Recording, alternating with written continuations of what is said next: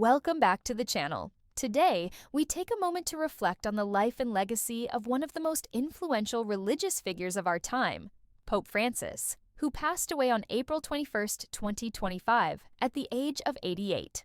As the world mourns the loss of a deeply compassionate and humble leader, we look back not only at his remarkable journey, but also at what he truly left behind, not in terms of material fortune, but in spirit, legacy, and lasting global impact. Born Jorge Mario Bergoglio in Buenos Aires, Argentina, Pope Francis made history in 2013 when he became the first pope from the Americas, the first Jesuit pope, and the first to take the name Francis, in honor of Saint Francis of Assisi, known for his devotion to poverty and peace.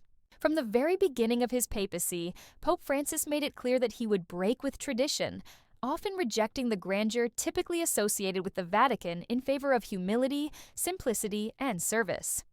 Unlike many of his predecessors, Pope Francis chose not to live in the Apostolic Palace. Instead, he remained in the modest Casa Santa Marta guest house, where he could stay close to the people and lead by example.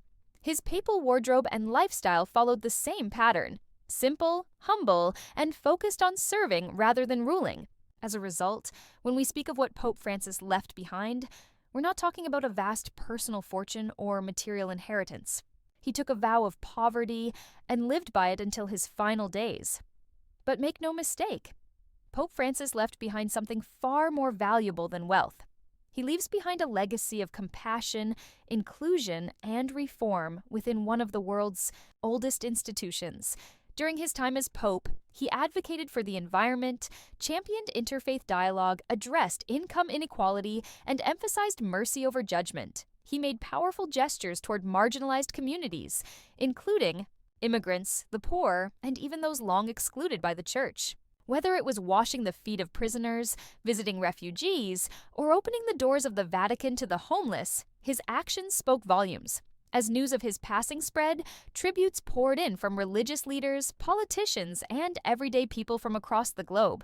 The Vatican has confirmed that his funeral will take place in St. Peter's Square, followed by the traditional 9-day mourning period known as the Novendiali.